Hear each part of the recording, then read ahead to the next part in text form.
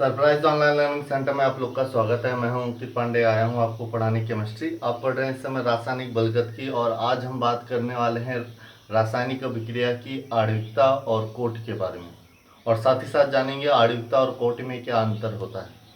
तो चलिए शुरू करते हैं। जो सबसे पहले हमारी इस टॉपिक की हेडिंग है वो है अभिक्रिया की आणविकता। अभिक्रिया की आणविकता।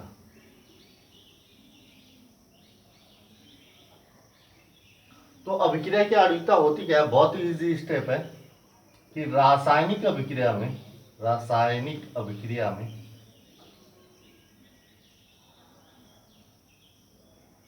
भाग लेने वाले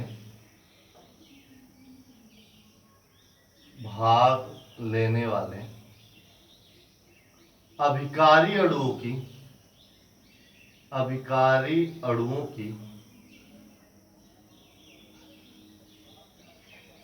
कुल संख्या उस अभिक्रिया की आणविकता कहलाती है। उस अभिक्रिया की आणविकता कहलाती है।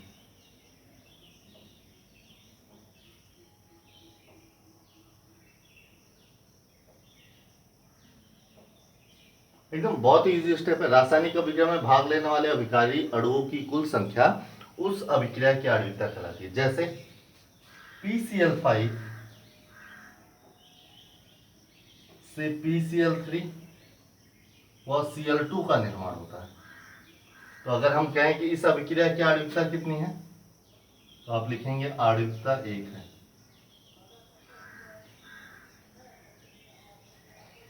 इस तरीके से अगर हम कहें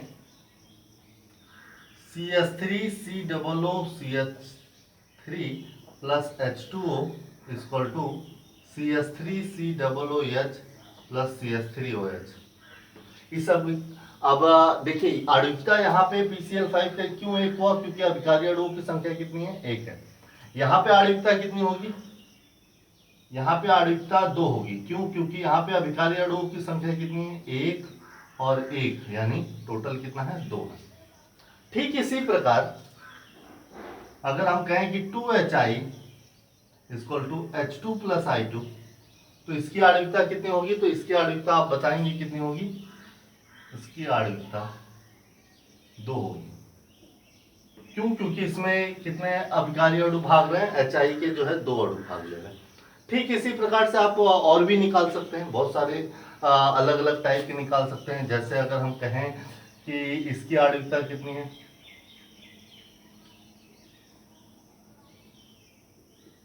तो आप इसकी आणविकता 3 बताएंगे।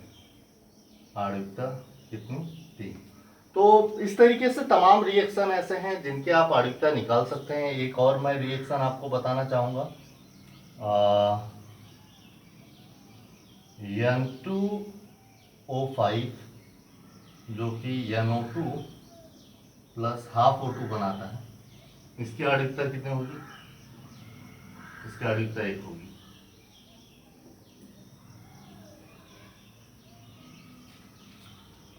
तो इस तरीके से आप सब निकाल सकते हैं कि इनकी आणविकताएं कितनी होंगी। और इनकी आणविकता आता है हमारा जो है अलग अलग टाइप से। जैसे और भी रिएक्शन, मतलब आपको क्या करना है, अभिकारी अणुओं को देखिए और उसके टोटल मतलब संख्या, अभिकारी अणुओं की संख्या कितनी है वही बता दीजिए कि इसकी आणविकता कितनी आएगी। जैसे CH2 एथिलीन है, हाइड्रोजन से एथेन का निर्माण करता है, और इसकी आणविकता हम कितनी बता देंगे? 2। क्यों? क्योंकि इसमें 2 पार्टिसिपेंट भाग ले रहे हैं। तो इस तरीके से आप आणविकताएं निकाल सकते हैं। इसके बाद हमारी जो अगली टॉपिक आती है वो है कोटि की, कि अभिक्रिया की कोटि किसे कहते हैं। तो हमने अभिक्रिया की कोटि अगर आपको अच्छे से समझना है तो आपको पहले दर का नियम आना चाहिए। दर का नियम हमने क्या बताया था? दर का नियम इससे 2 क्लास पहले वाली टॉपिक में हमने चर्चा किया था दर का नियम का। इसमें क्या था कि जो 2A प्लस बी अगर एक रिएक्शन है जो C बना रहा है, और यदि अभिक्रिया की दर is proportional to active mass of a की पावर 2 हो और into active mass of b की पावर कितनी हो 1 हो, तो इस तरीके से हमने दर का नियम बताया था कि हो सकता है अभिक्रिया की दर a की सांद्रता की घात 2 और b की सांद्रता की घात 1 पर निर्भर करती है। तो इनकी सांद्रता की घात का योगफल ही क्या कहलाता है, कोटि कहलाता है। यही हमारा क्या कहलाता है, कोटि कहलाता है। तो ये यहाँ पे कोटि आने वाली है 3। और आपको जो है इसी तरीके से आपको समझना भी होगा कि किस तरीके से हम दर के नियम में जो सांद्रता की घात को जोड़ेंगे तो कोटि किस प्रकार से आएगी, इसकी डिफिनीशन कैसे बनेगी। तो चलिए इसकी डिफिनीशन की बात कर लेते हैं। तो रासायनिक अभिक्रिया में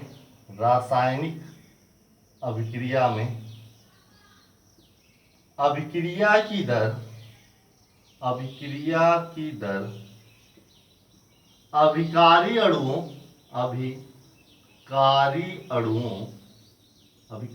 अणुओं की सांद्रता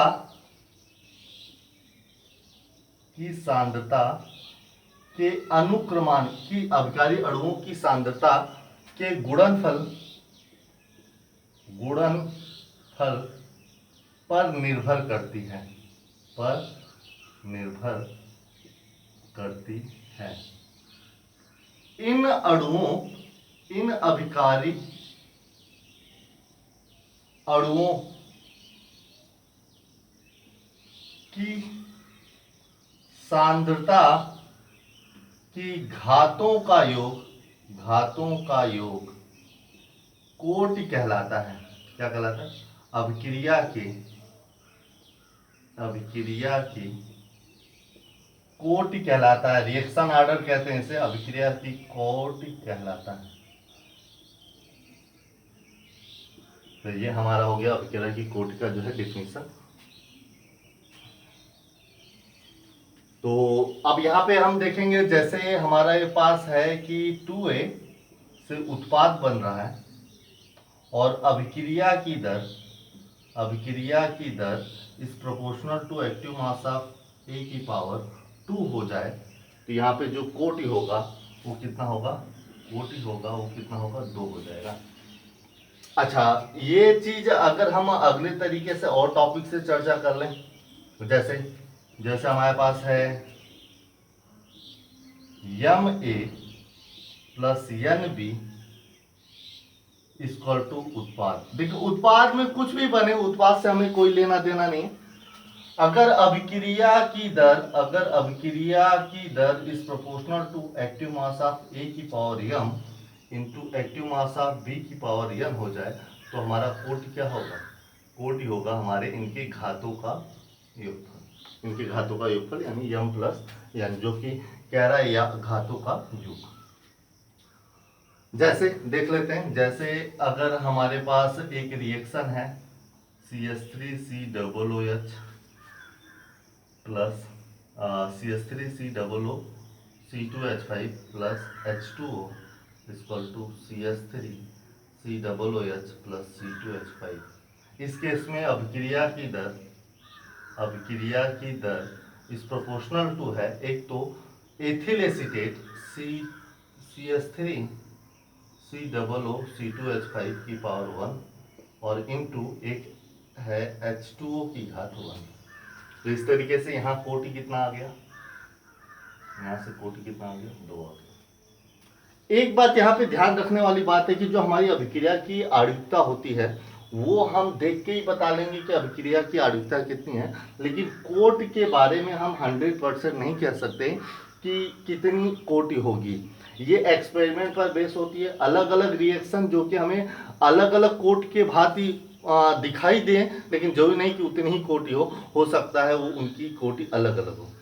जैसे अगर मैं आप लोगों को कहूँ कि बताइए CH4 प्लस Cl2 Hμ की उपस्थिति में CH3Cl प्लस HCl का निर्माण करता है, तो अभिक्रिया की कोटि कितनी होगी। अगर आप कहते हैं अभिक्रिया की कोटि यहाँ 2 होने वाली है तो आप गलत हैं, ये बात ही हम आपको समझाना चाहते हैं।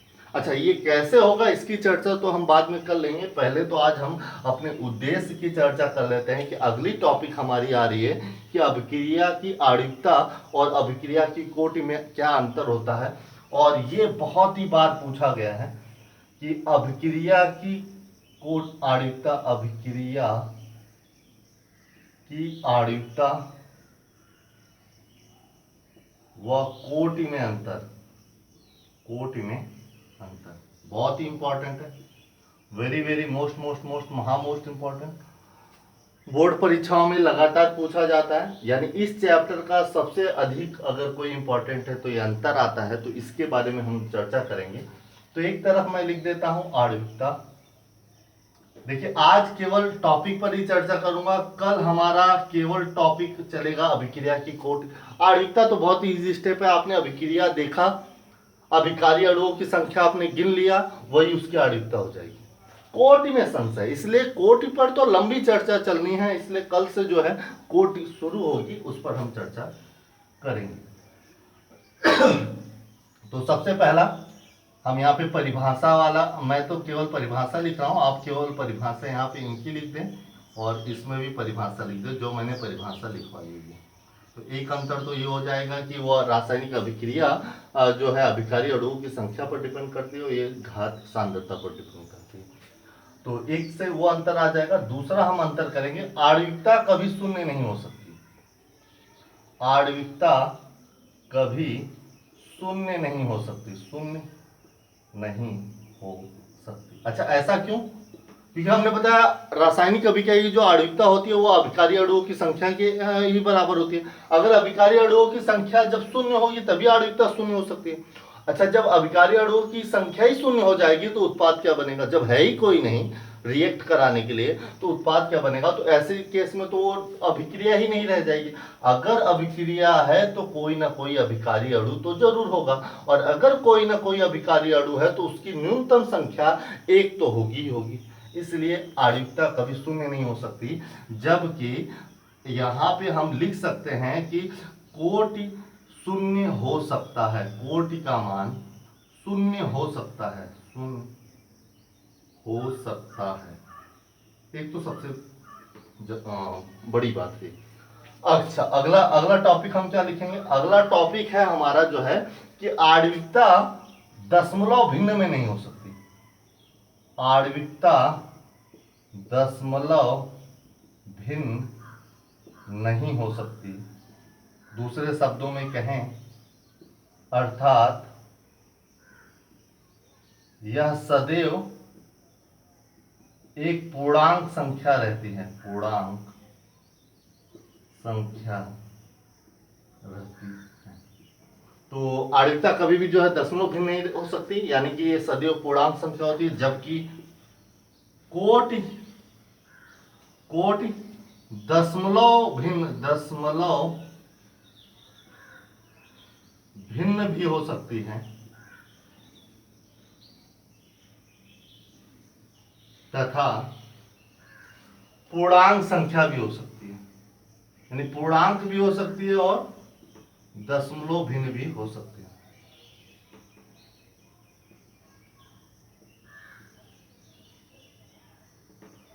तो कोट के विषय में यह चौथा जो इसका अंतर आएगा कि अभिक्रिया की आणविकता, अभिक्रिया की आणविकता, अभिक्रिया की आणविकता का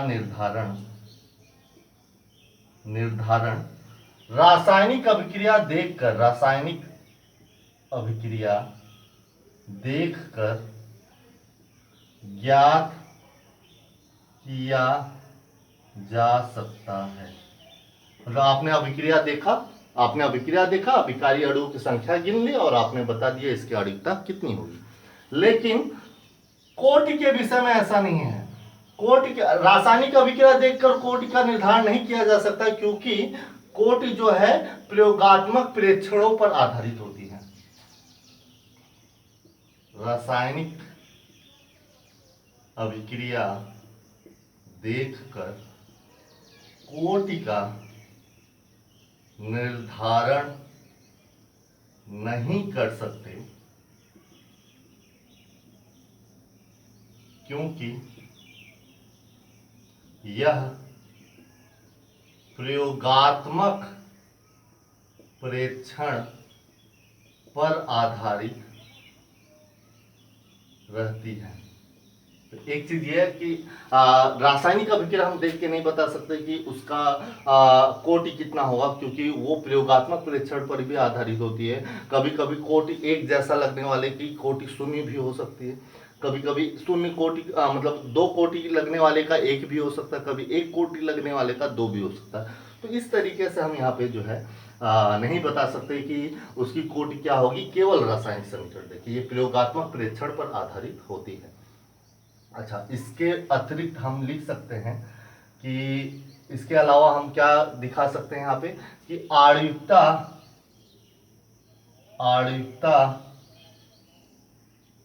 अभिकारी अणुओं की संख्या पर निर्भर करती है, संख्या पर निर्भर करती है। यानी आणविकता कितनी होगी ये कौन बताएगा, अभिकारी अणुओं की संख्या बताएगी। जबकि कोटि क्या है, जबकि कोटि अभिकारी अणुओं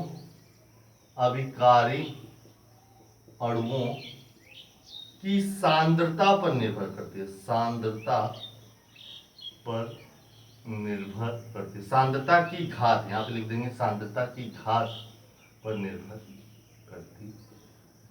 तो ये है हमारा कुछ जो है अंतर हो गया, 5 टाइप के हमने अंतर बता दिए आणविकता और कोटि में। अगर आपको और भी अंतर अगर मिल रहे हैं किताबों से तो उसे अपने नोट्स में ज़रूर लिखें और हमें भी जो है बताएं व्हाट्सएप ग्रुप के माध्यम से या फिर जो है हमारे पर्सनल नंबर पर सेंड करके। तो आज के लिए बस इतना ही। आज हमने बता दिया बहुत इंपॉर्टेंट टॉपिक आणविकता तथा कोटि में अंतर।